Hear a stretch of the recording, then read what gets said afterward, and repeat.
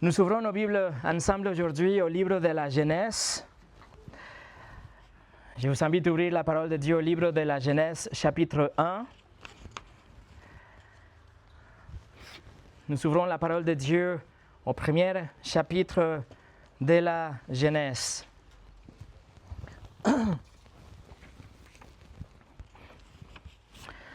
Genèse, chapitre 1.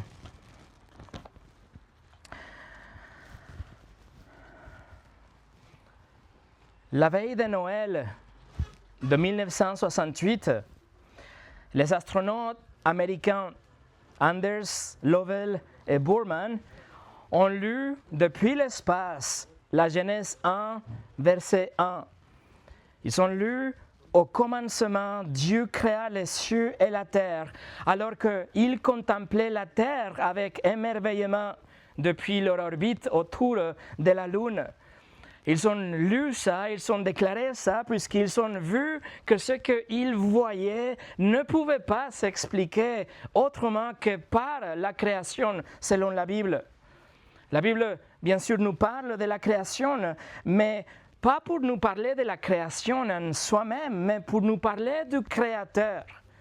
La Bible commence avec Dieu. La Bible nous introduit à Dieu dès les tout premiers versets et nous dit immédiatement que ce Dieu est un Dieu d'une puissance inimaginable, qui a créé toutes choses à partir de rien et sans aucun effort et dans un instant. Le seul Dieu et le seul créateur de toutes choses nous a révélé dans sa grande condescendance, ici dans notre Bible, tout ce que nous devons savoir par rapport à nos origines pour que nous ne tâtonnions pas dans l'obscurité, pour arrêter de nous interroger et d'imaginer des théories qui, en fin de compte, ils changent tout le temps. Les théories de l'évolution évoluent en tout moment, car la question des origines ne peut pas être expliquée dans la science ou avec la science observationnelle. La création dépasse les champs de la recherche empirique. Donc, une révélation spéciale, une révélation surnaturelle de la part de ce créateurs est nécessaire si l'homme ne va jamais comprendre et connaître avec certitude d'où il vient, tout ce qu'il faut savoir par rapport à ses origines. Et la Genèse chapitre 1 énonce clairement à l'humanité ce que nous devons savoir, tout ce qu'il faut connaître relatif à la création. Et cela avec une simplicité incroyable et frappante, en français, en anglais et même en hébreu. La simplicité de Genèse chapitre 1 est extraordinaire. En hébreu, on n'utilise que 76 mots racines. Et pourtant, avec ces 76 mots, nous trouvons la fiabilité de la parole de Dieu. Et c'est le même poids, et c'est la même certitude que n'importe quel autre passage, que n'importe quel autre des 1188 chapitres dans la Bible. La Genèse nous dit tout ce qu'il faut savoir, tout ce qu'il faut connaître par rapport à nos origines. Et la dernière fois, nous avons étudié que ce Dieu éternel, ce Dieu extraordinaire a créé le ciel et la terre, c'est-à-dire l'ensemble de la création, tout ce que se trouve là en haut et tout ce que se trouve ici en bas. La Genèse 1, verset 1, c'est une déclaration générale. Le ciel et la terre, c'est une description globale de la création. Elle inclut tout ce qui existe, y compris toutes les galaxies, y compris tous les systèmes solaires, jusqu'au plus petit grain de sable. Tout est compris dans la déclaration de la Genèse 1.1. Les myriades et les myriades des anges, l'électromagnétisme, la gravité, tout ce qui existe, le temps, l'espace, tout a été créé dans Genèse 1, chapitre 1, verset 1, par cet glorieux Créateur. Et tout ça à partir de rien. C'est simple à lire. Martin Luther, en fait, il a commenté à propos Genèse 1.1 et il a dit « L'essence très simple de ce que dit Moïse est la suivante. Tout ce qui existe a été créé par Dieu. Voilà la simplicité de la parole de Dieu. Nous pouvons la comprendre comme ça. Alors que quand quelqu'un tente d'expliquer la création autrement que par la simplicité de Genèse 1:1, en y ajoutant des éléments préexistants ou des millions d'années ou des théories en constante évolution, etc., il enlève soit à la gloire de Dieu, soit à l'autorité et la fiabilité de la parole. Et aujourd'hui, alors que nous avançons au verset 2, nous verrons que la révélation de Dieu passe de cette immense déclaration générale pour maintenant se concentrer sur notre planète. Notre planète qui est au cœur de la création. Pourquoi? Parce que c'est ici que Dieu le Fils viendrait pour racheter un peuple afin qu'il soit avec lui pour l'éternité. C'est ce que nous allons étudier aujourd'hui. Mais avant de commencer, prions ensemble. Notre Père, nous sommes tellement reconnaissants pour ta parole et pour tout ce que tu révèles par rapport à nos origines. Et aujourd'hui, Seigneur, que nous allons nous plonger dans la simplicité, encore une fois, de la Genèse. Nous prions que cette simplicité soit frappante dans notre cœur pour qu'on soit émerveillé de ce que tu as fait et que nous puissions avoir une vision beaucoup plus large de ce que tu es, de ta puissance et comment tu es vraiment au-delà de tout ce que nous pouvons jamais imaginer. Seigneur, étends notre cœur, élargis notre cœur pour qu'on puisse voir avec clarté ce que tu es à travers la Genèse. Bénis notre temps ensemble, au nom de Jésus. Amen. Et le message d'aujourd'hui s'appelle la terre. Et nous allons lire ensemble les versets 1 et les versets 2 de la Genèse chapitre 1, mais notre étude va être les versets 2. Au commencement, Dieu créa les cieux et la terre. La terre était en forme et vide. Il y avait des ténèbres à la surface de l'abîme et l'Esprit de Dieu se mouvait au-dessus des eaux. Alors, comme j'ai déjà mentionné il y a quelques moments, le verset 1 de la Genèse nous offre une vue de l'ensemble de la création. Alors que Moïse a écrit ces lignes, nous pouvons imaginer que Dieu lui montrait l'immensité de l'univers. Et du coup, quand il arrive au verset 2, c'est comme si le film il va faire zoom sur la terre.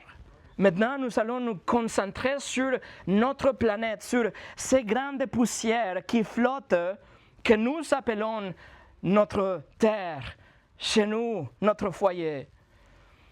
À tous égards, la terre est vraiment insignifiante, ce qu'il nous semble. Par exemple, quand on considère que l'univers que nous pouvons observer aujourd'hui contient le chiffre d'un numéro 2, suivi par 24 zéros. 2 et 24 zéros derrière.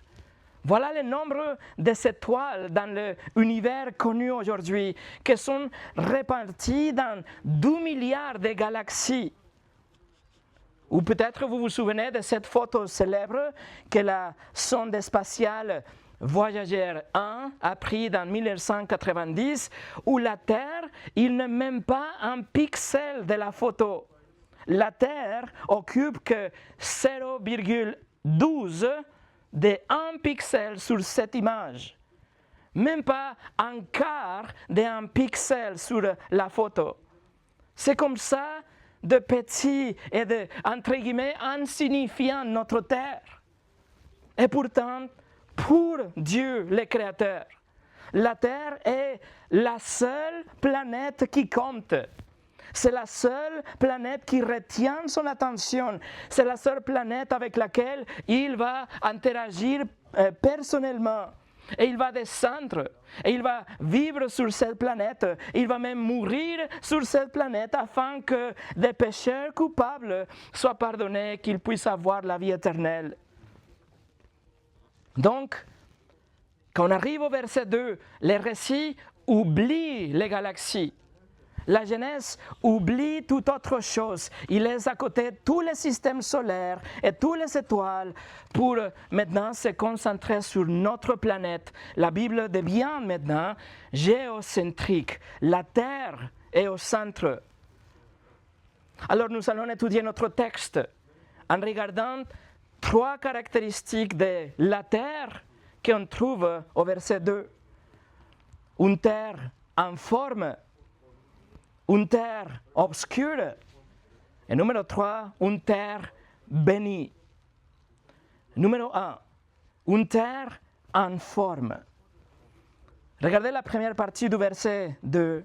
Nous dit tout simplement, la terre était en forme et vide. En forme et vide. C'est important de savoir que les Hébreux placent les noms pour la terre avant les adjectifs, ce qui est, si vous voulez, optionnel dans l'hébreu, mais elle fait ça pour mettre en avant, pour souligner l'importance de la planète. Et après, nous dit qu'elle était en forme et vide. Numéro 1, en forme. C'est le hébreu tohu. C'est important de le savoir, je vais le répéter à plusieurs reprises. Littéralement, ce mot, ça veut dire sans ordre. Ça veut dire quelque chose de chaotique, sans forme définie. Et numéro 2, vide. C'est l'hébreu bohu. Donc vous avez tohu et bohu. Bohu, ça veut dire vide, sans rien à l'intérieur.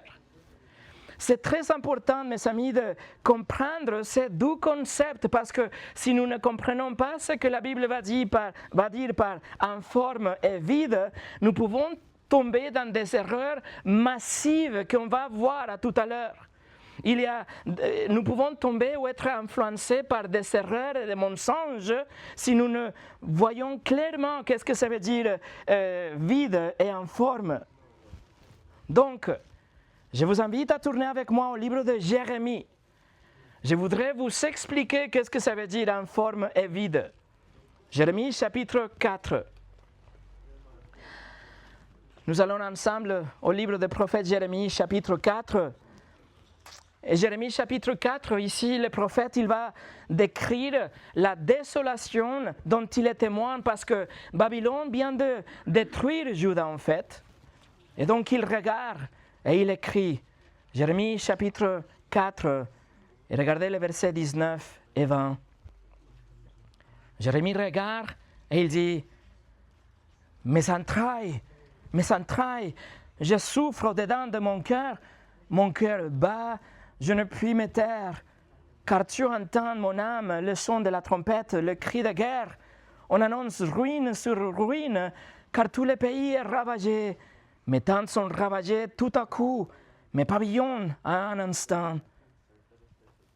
Alors Jérémie regarde et il écrit ce qu'il voit. Il décrit la destruction, oui, il décrit un pays qui était dévasté au verset 20. Et c'est pour ça qu'il va maintenant emprunter le langage de la Genèse 1, verset 2. Regardez verset 23. Il dit, je regarde la terre et voici, elle est en forme et vide. Le même 2 mots, tohu, va bohu. Et il nous dit, les cieux et leur lumière a disparu. Alors, qu'est-ce qu'il veut dire pour cela? Qu'est-ce qu'il veut dire pour en forme et vide? Regardez versets 24 et 25. Je regarde les montagnes, et voici, elles sont ébranlées, et toutes les collines chancellent. Je regarde, et voici, il n'y a point d'homme, et tous les oiseaux des cieux ont pris la fuite. Je regarde, et voici, le Carmel est un désert, et toutes ces villes sont détruites devant l'Éternel, devant son ardente colère. Alors Jérémie, qu'est-ce qu'il est en train de faire? Jérémie regarde et il qualifie et il décrit ce qu'il voit. Et il regarde que tout est vide et que tout est en forme. En disant qu'il n'avait pas d'homme, il a dit ça, il n'y a ni homme ni animal. C'était un désert, il dit. Il utilise le mot pour désert aussi au verset 26. Et le mot pour désert, c'est le mot littéral pour désert, c'est midbar en hébreu. Désert, point. Un désert. C'est une étendue désertique. C'était inhabité. C'est pour ça que c'était un désert. C'était inhabité, il n'y a pas de peuple, il n'y a pas des animaux, il n'y a pas de vie, il n'y a pas de beauté, il n'y a pas de forme, et désolé et vide. Alors, ce qui est important de comprendre, mes amis, c'est que Jérémie ne nous parle pas de la destruction. Il nous parle de l'état qu'il voit maintenant, vide. Vous voyez, il n'y a rien, c'est vide. C'est comme un désert. Dans la Genèse nous dit qu'il s'agissait d'un désert car il n'y avait pas une autre forme. Il n'y avait pas quelque chose. C'était le désert, mais pas à cause d'une destruction. C'était tout simplement un désert car Dieu n'avait pas encore mis en ordre, il n'avait pas encore rempli la terre ou façonné la terre d'une façon précise à l'intérieur. Donc la terre, si vous voulez, quand on arrive au verset 2, ressemblait à un désert. Pas un désert avec du sable, pas un désert que vous imaginez comme le désert d'Égypte, mais tout simplement désert sans rien, vide. Par exemple, en Deutéronome chapitre 32, nous trouvons un parallèle entre Tohu et Midbar, informe et désert. Écoutez, Dieu a trouvé à Jacob dans une contrée déserte et dans une solitude. Voyez, le mot pour solitude, c'est le même mot, c'est le mot tohu. Donc, il nous parle qu'il était dans un désert, tout simplement parce qu'il était seul, il n'avait personne. Il n'y a aucune destruction d'aucune sorte. C'est tout simplement un désert, un lieu vide. Et après, quand on arrive à Ésaïe chapitre 34, je vous donne un dernier exemple. Ésaïe est en train d'annoncer un jugement qui va venir, donc il y aura une dévastation qui vient, il y a la colère de Dieu qui va s'abattre sur le peuple, et il dit au chapitre 34, verset 11, il dit « Les pélicans et le hérisson la posséderont la terre, la chouette et le corbeau l'habiteront, on y éteindra le cordeau de la confusion et le niveau du désordre. » Donc, dans Ésaïe, nous voyons les mêmes deux mots de la Genèse, mais traduits comme confusion et désordre. C'est les mêmes deux mots. Ce qu'Ésaïe a voulu dire, c'est qu'il y aura une désolation, ça serait vide. Il n'y aura personne après. Voilà un terrain sans vie. Et après, le chapitre 41, verset 29, Ésaïe dit une autre chose. Il dit, voici, ils ne sont tous que vanité, leurs œuvres ne sont que néant, leurs idoles ne sont qu'un vent souffle. Même mot traduit comme vent souffle. La Bible Martin le traduit comme la confusion. Et tout ça pour vous dire, mes amis, revenez au Genèse chapitre 1. Ce que nous voyons au verset 2, c'est du vide. C'est cet espace vide. Simplement, il n'y a pas de beauté, il n'y a pas d'ordre, il n'y a pas de paysage, il n'y a pas rien d'autre que le vide. C'est un espace désert sans aucun détail. C'est un espace de confusion, de désordre, juste un terrain vague et vide. Et voilà ce que nous voyons sur la terre. La matière était là, Dieu a créé la terre, mais rien n'a pris forme sur la terre. Il n'y a pas de vie, il n'y a pas de beauté ni ordre. Ce que nous voyons que c'est dit, c'est ce que signifie. Elle était vide, elle était sans forme. Alors pourquoi j'ai mis autant de temps pour m'assurer que vous compreniez la signification de ces deux mots? Parce que c'est très important, étant donné qu'aujourd'hui, il y a de nombreux chrétiens et des églises qui ont injecté ici un sens différent de notre texte, un sens différent qui est complètement étranger au texte, et ils sont acceptés des milliards d'années. Les milliards d'années que l'évolution et le monde avancent, les milliards d'années que le monde laïque et que les évolutionnistes vous proposent aujourd'hui. C'est ce qu'il s'appelle la théorie de l'intervalle. La théorie de l'intervalle. Et il affirme qu'entre Genèse 1, verset 1 et Genèse 1, verset 2, il y avait un intervalle. Il y avait un intervalle de temps de plusieurs millions d'années peut-être, voire plusieurs milliards d'années peut-être, voire plusieurs milliards d'années. Il dit que dans cet intervalle, c'était le moment où la chute de Satan aurait dû se produire. Ils disent que c'est dans cet intervalle que la chute a été, que Satan s'est révélé, et donc, comme le résultat de cette rébellion, dans cet intervalle, Dieu a décidé de détruire la création de Genèse 1, verset 1. Ils disent que Genèse 1, verset 1, c'était déjà une création parfaite, avec tous les animaux, avec toutes les choses, même avec les dinosaures, tout ce que nous retrouve dans le registre paléontologique d'aujourd'hui.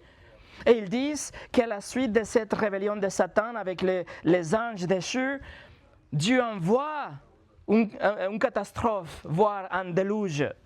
Et donc Dieu détruit la création de Genèse chapitre 1, verset 1, et donc verset 2 décrit la condition de la terre en forme et vide.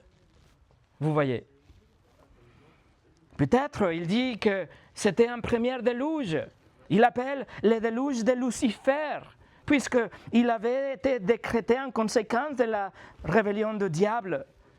Alors, ceux qui affirment la théorie de l'intervalle, il dit que Tohu et Bohu signifie que la mort, attention, que la mort a ravagé quelque chose de bon qui existait déjà au verset 1.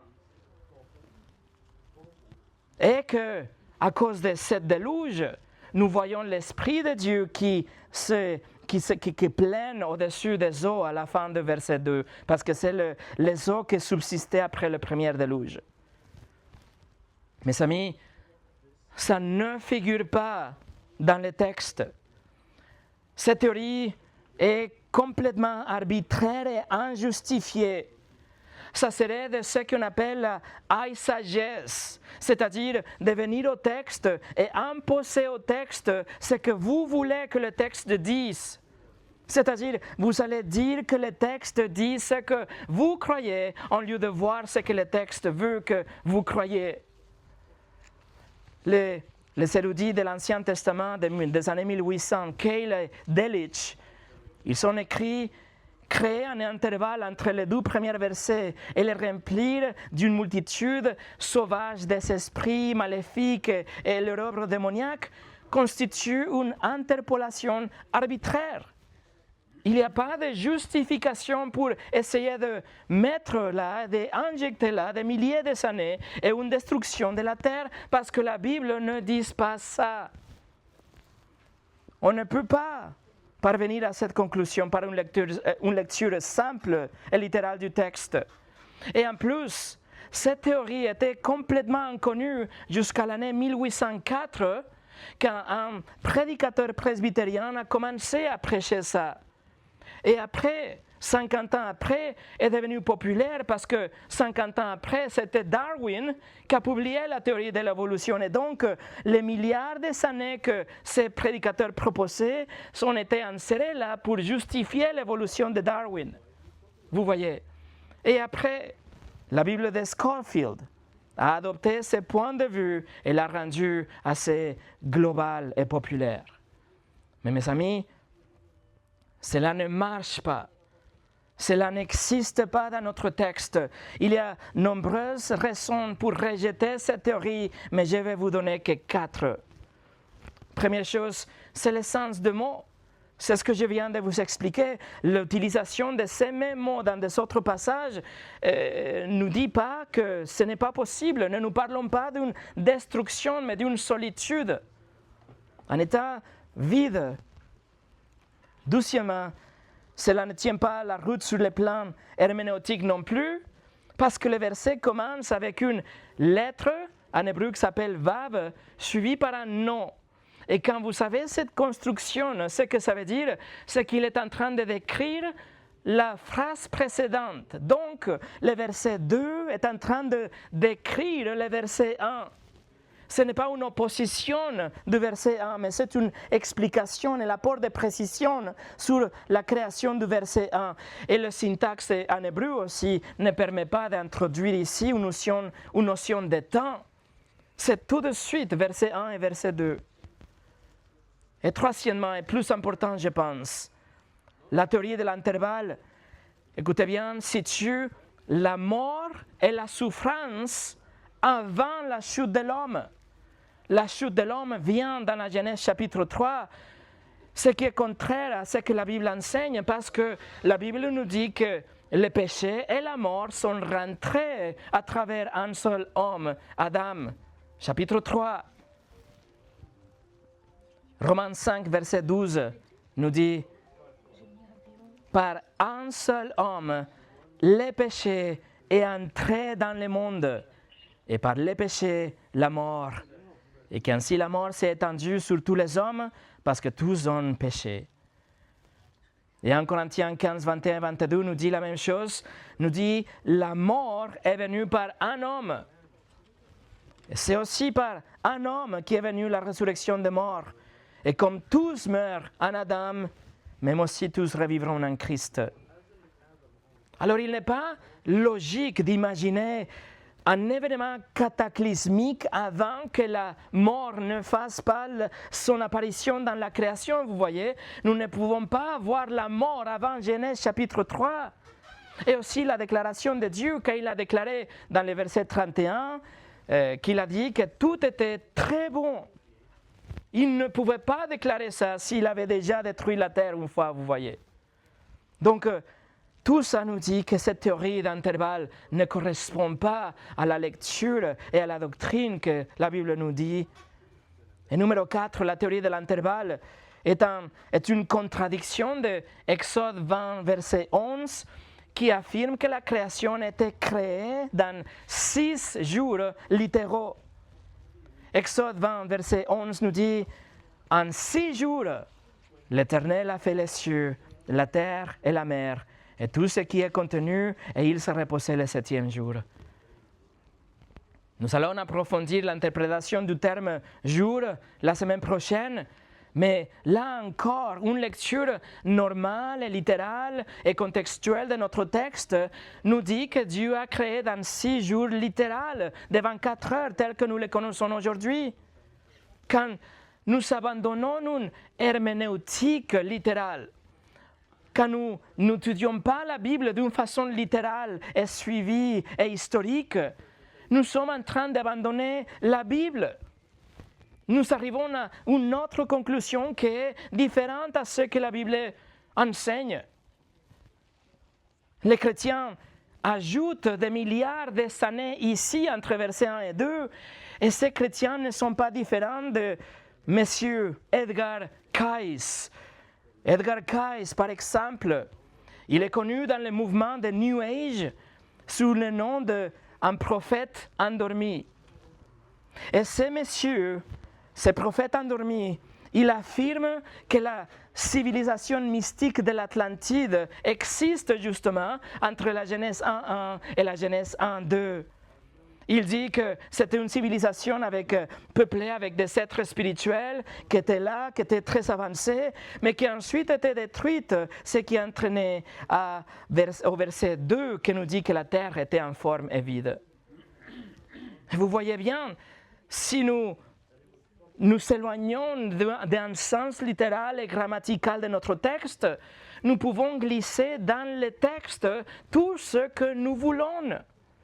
Non seulement dans les versets 1 et 2, ou entre les versets 1 et 2, mais nous pouvons mettre et faire dire que la Bible dise tout ce que nous voulons qu'elle dise. Nous allons insérer nos propres intentions, et c'est la même chose lorsque nous faisons que la Bible dise ce que nous voulons qu'elle dise, ou quand nous voulons que Dieu nous dise quelque chose, et nous commençons avec notre idée, Et nous allons dans les textes pour chercher si on trouve notre réponse, ou pour justifier ce que nous pensons d'une façon subjective que Dieu nous a déjà dit. Alors, mes amis, voici la conclusion, ok? Voici la conclusion à partir de la parole inspirée et suffisante de Dieu.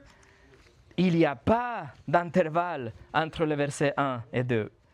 Le verset 2 décrit la condition de la terre dans cette première phase. La terre simplement était en forme et vide, sans vie, sans beauté. Elle se trouvait dans un état de solitude semblable à un désert, et telle était la terre avant que Dieu ne finisse pas son œuvre de création. Nous pouvons imaginer un potier, quelqu'un qui prend un morceau d'argile en forme, et maintenant il va prendre le temps pour modeler cette pièce à sa volonté. Il dispose de la matière première, et maintenant il va la façonner. Alors Dieu a créé la matière première et tout ce qui est nécessaire pour créer un habitant pour la vie qu'il allait créer plus tard.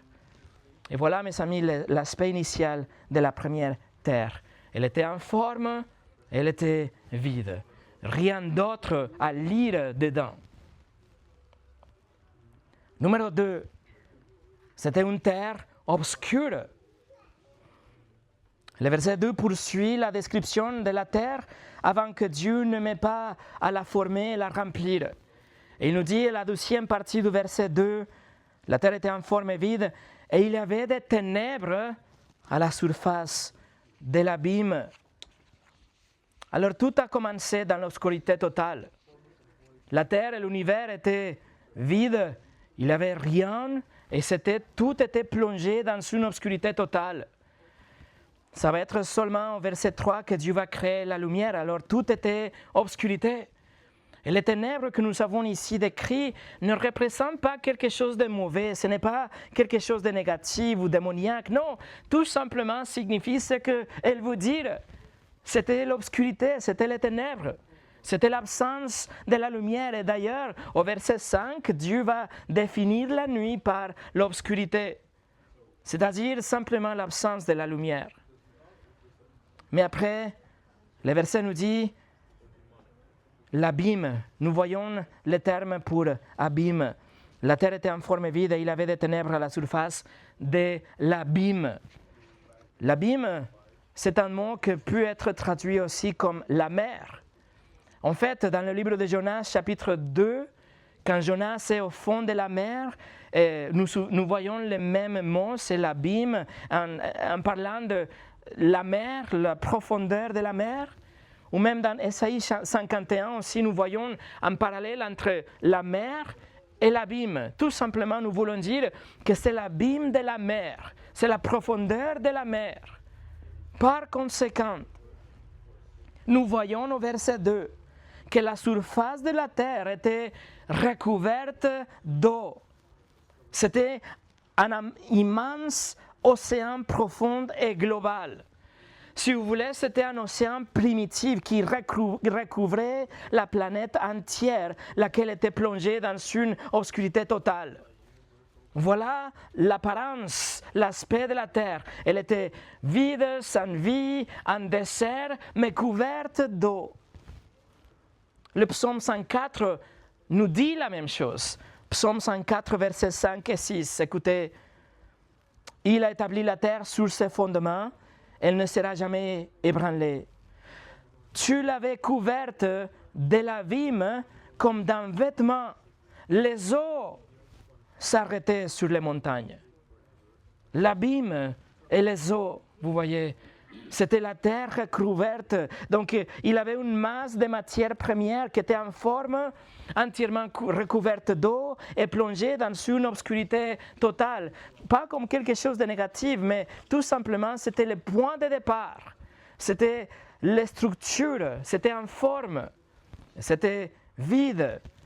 Mais maintenant, Dieu, dans les prochains 3 jours, il va faire quelque chose pour former ce qui était en forme. Et les 3 jours d'après, il va remplir ce qui était vide. Et numéro 3, une terre bénie. Regardez encore une fois le verset 2. La terre était informe et vide. Il y avait des ténèbres à la surface de l'abîme. Et l'Esprit de Dieu se mouvait au-dessus des eaux.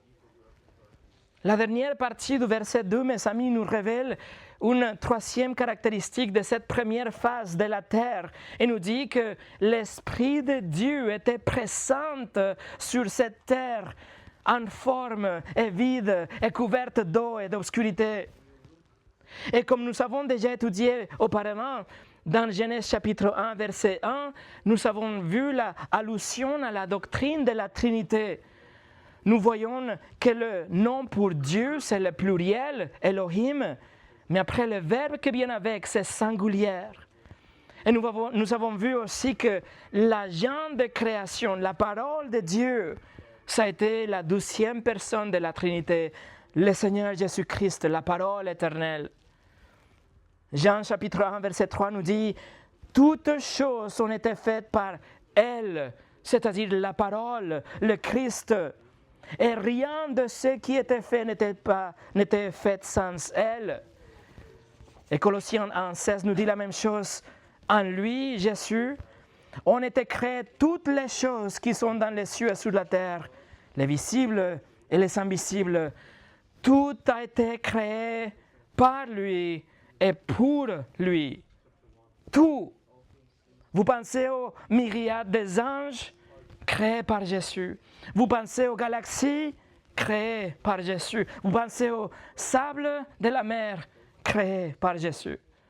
Et ici, nous avons maintenant la troisième personne de la Trinité, l'Esprit de Dieu, qui est Dieu lui-même, ensemble avec le Père et avec le Fils. La plénitude de la Trinité est présente ici. Et voilà une terre vraiment bénie. La présence de Dieu est là. Alors nous avons une masse de matière informe qui flotte dans l'espace, sans vie, sans beauté, sans forme, vide comme un désert recouvert d'eau, plongé dans l'obscurité. Mais entourant tout cela, il y a l'Esprit de Dieu qui plane au-dessus de cette surface, qui fait un cercle, qui protège la surface de la terre, qui surveille la surface couverte par l'eau. Alors nous ne dirions jamais que la présence du Saint-Esprit est sans but, bien sûr que non, car tout au long des Écritures, nous voyons le Saint-Esprit qui a des missions précises, des missions spécifiques lui sont confiées. Et sa présence ici doit être quelque chose comme une œuvre d'anticipation. C'est une préparation visant à transformer le inorganique en organique. Et en fait, l'hébreu pour se mouver, l'Esprit de Dieu se mouvait au-dessus des eaux. Littéralement, ça veut dire planer. C'est un mot qui est utilisé pour désigner, par exemple, une poule couvant ses poussins. Voilà l'image. C'est quelqu'un qui est en train de prendre soin de ses petits poussins. L'Esprit de Dieu est en train de surveiller sur ce que sera le petit poussin, si vous voulez, dans un sens. C'est le même mot qu'on utilise pour un aigle qui déploie ses ailes pour protéger ses petits. Ça, c'est l'image qui nous donne. La parole de Dieu utilise ces mots que 12 autres fois dans l'Ancien Testament. Écoutez Deutéronome 32. Deutéronome 32, verset 11, qui décrit la protection de Dieu envers Israël, avec les mêmes mots. Pareil à l'aigle qui éveille sa couvée, voltige sur ses petits. Voilà les mêmes mots. Et après il dit, déploie ses ailes, les prend, les porte sur ses plumes. Ça c'est l'image que Moïse nous donne sous l'inspiration du Saint-Esprit. Moïse aurait pu utiliser un mot différent d'ici dans la Genèse pour exprimer tout simplement que l'Esprit était présent ou que l'Esprit entourait la création ou que l'Esprit simplement recouvrait la surface de la terre. Mais sous l'inspiration du Saint-Esprit, il a choisi exactement ces mots qui impliquent l'amour et la protection, et la bienveillance, et l'amour, et la sécurité.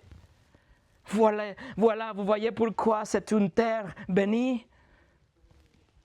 Et la deuxième fois que ce mot apparaît est intéressante aussi. Écoutez, Jérémie 23, verset 9. Sur les prophètes, mon cœur est brisé au-dedans de moi, tous mes os tremblent. Le même mot, tremble. Et donc nous pouvons conclure que le mot implique seulement une protection, mais qu'il s'agit aussi d'un mouvement. Ce n'était pas seulement que l'esprit était là, mais il y a une vibration, il y a l'esprit qui est en train de bouger, de faire quelque chose, vous voyez. Et en fait, Henry Morris, qui est considéré comme le père de la science de la création, était le fondateur de l'Institut pour la recherche sur la création. Il suggère que cette phrase au verset 2 devrait être traduite comme ça. L'Esprit de Dieu vibrait sur la surface des eaux. Voilà une vibration de protection, de mouvement. C'est la présence de Dieu qui n'est jamais statique, mais il y a une vibration, une protection, un tremblement pour protéger la création. Et donc nous voyons la présence de Dieu depuis le début, et ça c'est très important parce que cela nous montre que Dieu est directement et vraiment personnellement impliqué dans sa création. Dieu n'est pas éloigné ni indifférent, au contraire, telle une mère poule aimante, il la couvre en quelque sorte, il la protège et l'enveloppe avec amour. Voilà Dieu même à partir de la Genèse. L'Esprit de Dieu était là. Le déisme, le dualisme, part du principe que Dieu existe, mais que entre Dieu et la création, il y a une grande déconnexion, il y a un abîme entre les deux. Dieu est complètement désintéressé, il est vraiment plus disposé à intervenir. Et cela rejoint la réponse courante qu'on attend dans les rues quand on sort faire l'évangélisation, quand il nous dit « Dieu est l'énergie ». Ce qui sous-entend qu'il est impersonnel. Dieu, tout simplement, pour eux, c'est un concept, c'est une force qui est dépourvue de volonté ou de désir d'entrer dans une relation avec la création. Mais mes amis, au contraire, ce qu'on voit au verset 2 est que Dieu s'implique directement avec la création ainsi que dans la gestion de la création. Ce n'est pas un créateur qui a créé et qui l'a parti. Non, il a créé et il est dedans. Il n'a pas juste créé les mécanismes, mais il est impliqué dans la création, dans la façon dont la vie ça se passe à l'intérieur de cette planète. Et voilà, le Dieu de la Bible, c'est un Dieu que depuis la Genèse 1, verset 2, nous montre son amour. Nous savons que Dieu a créé de ses propres mains et nous savons qu'il s'occupait d'une manière si personnelle que l'Esprit a entouré la terre de son amour depuis le début. Mais nous savons aussi que l'évolution est impossible. Nous ne pouvons pas penser que l'évolution a fait quelque chose d'irrationnel aussi. Aucune matière ne parviendra à s'organiser d'elle-même. La matière ne pourra jamais s'animer d'elle-même et évoluer vers une vie viable et une vie supérieure pour aboutir finalement à une vie humaine. C'est complètement impossible. Il y a plus de 100 ans, même Louis Pasteur, il a démontré que la biogénèse spontanée ne pouvait pas se produire. Une cellule, mes amis, ne peut pas accroître sa complexité. Elle ne peut pas ajouter d'informations dans son ADN pour atteindre un niveau supérieur. C'est impossible. Rien ne peut muter vers le haut. En fait, même Darwin, il reconnaissait ce qu'il appelle la sélection naturelle, mais il a reconnu que ce processus d'adaptation doit être toujours une évolution, mais vers le bas. C'est un déclin, c'est une perte d'information. Ce n'est pas une évolution, mais c'est une régression, c'est une dégénération de l'espèce. Alors l'évolution est complètement impossible. Si quelqu'un pose la question honnête, est-ce que Dieu aurait-il pu recourir à l'évolution? La réponse honnête est non. Pourquoi? Dieu n'aurait pas pu recourir à l'évolution parce qu'elle suppose que la matière puisse s'organiser de manière ascendante. Et l'information génétique ne peut pas surgir de nulle part. Elle ne peut pas apparaître spontanément puis atteindre de nouveau des complexités supérieures. C'est impossible. Et c'est pour ça le verset 2 nous dit que l'Esprit de Dieu était directement et personnellement impliqué en tant que la source de la vie et la source de toute la création que nous allons commencer à voir maintenant. Écoutez ce verset et constatez avec moi le rôle vivifiant du Saint-Esprit, particulièrement dans la création. Job 26, 13 nous dit « Par son esprit, le ciel est beau. » Job 33, 4, « L'Esprit de Dieu m'a créé et le souffle de Tout-Puissant m'anime. » Psaume 33, 6, « Les cieux ont été faits par la parole de l'Éternel et toute leur armée par le souffle de sa bouche. » Le souffle, c'est le même mot que pour esprit. Le psaume 104, verset 30, « Tu envoies ton esprit et ils sont créés. » Voilà, mes amis, la notion de l'évolution avec son affirmation selon laquelle la matière inanimée pourrait évoluer vers une complexité vivante, s'effondre face à la vérité de Genèse 1, verset 2. Les Écritures proclament un Dieu qui n'est ni distant, ni impersonnel, mais intimement présente et impliquée dans sa création. Et pour finir aujourd'hui, j'ai mentionné dans mon introduction que la Terre semble insignifiante et au regard de tous les faits et mesures objectives. Oui, la Terre est petite, si vous voulez. Par exemple, si l'on pouvait réduire notre système solaire à la taille d'un terrain de football, et si vous placez le Soleil à une extrémité de ce terrain de foot et de l'autre extrémité vous placez la planète Pluton, même si ce n'est pas une planète, notre planète serait une graine de sable juste à quelques mètres du Soleil. Voilà comment la Terre elle est petite, mais cependant, le fait que le Saint-Esprit s'est déplacé à la surface de la Terre montre que rien n'est plus éloigné de la vérité. Notre planète est unique dans le plan de conception de Dieu. Le verset 2 met immédiatement en évidence la intimité de l'implication de cet Esprit de Dieu, l'Esprit de Dieu avec la Terre, fait que notre planète soit unique.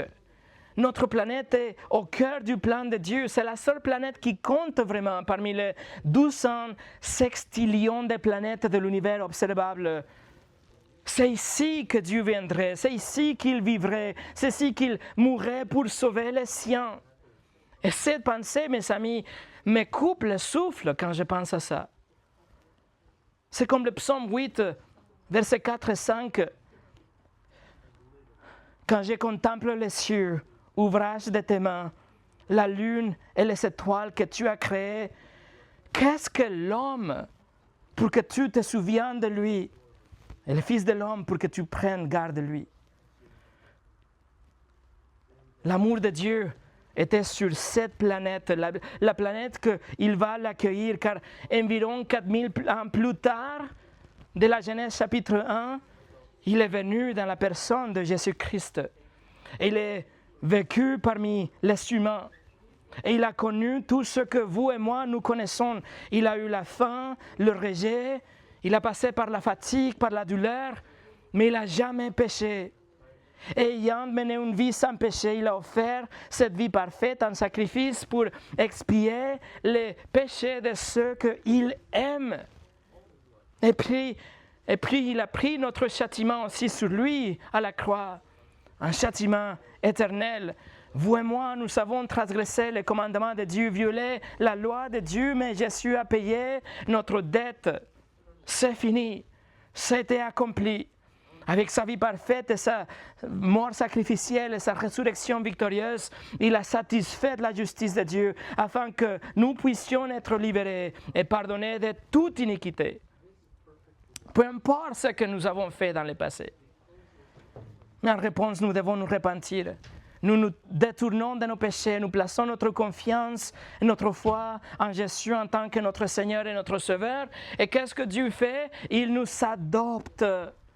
Et il nous donne un amour éternel. Et il nous donne à son Fils en tant qu'un cadeau. Vous voyez, Dieu aime cette planète, mais pas pour la terre en soi, mais c'est à cause de vous et moi. Son amour se porte sur nous, pas sur la planète, sur nous. Cette planète bleue, en fait, mes amis, sera détruite un jour, tout comme le reste de la création. Toute Genèse 1:1 s'effondrera dans un instant. Mais tous ceux qui appartiennent à Jésus, qui se sont détournés de ses péchés, qui lui ont donné leur vie comme leur Seigneur et leur Sauveur, seront avec lui au paradis et dans une création nouvelle pour toute l'éternité. Cette planète minuscule, c'est un simple murmure parmi les innombrables étoiles qui existent aujourd'hui, mais quand même elle était choisie pour être le trône de sa gloire, de la rédemption. C'est ici que la voix du Créateur a retenti. C'est ici que son cœur a été révélé lorsque Jésus, la parole faite chair, est entré dans la création pour vivre ici, pour vaincre les péchés et la mort pour vous. Cette terre, autrefois une masse en forme et vide, est devenue le théâtre de la plus grande histoire jamais racontée. L'histoire d'un roi qui a quitté son trône et a porté notre culpabilité et s'est levé victorieux pour nous offrir la vie éternelle. Genèse chapitre 1, verset 2 n'est pas seulement l'aube de la création, mais le prélude au salut, où l'Esprit de Dieu planait, annonçant son amour indéfectible pour vous. Et cette terre finira pour disparaître. Mais la promesse pour vous reste. Vous serez dans un nouveau ciel et une nouvelle terre où sa gloire resplendit pour toujours. Prions.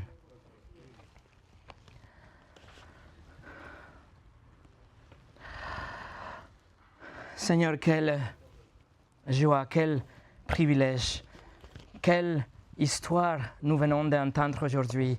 C'est l'histoire de la rédemption de rebelles et de pécheurs dans une planète tellement minuscule et insignifiante, et quand même, tu as fait tout pour venir et pour nous sauver. Seigneur, je prie que maintenant que nous avons exploré cette vérité, que ça reste dans notre cœur, que ne reste pas seulement dans notre intellect, mais que ça descende dans notre cœur avec reconnaissance pour ce que tu as fait, que nous puissions voir ton amour même au Genèse 1, verset 2, quand ton esprit était là déjà pour protéger ce théâtre de la rédemption.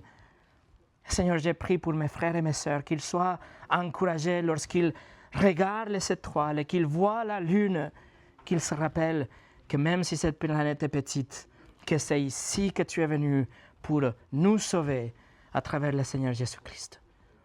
Au nom de Jésus, Amen.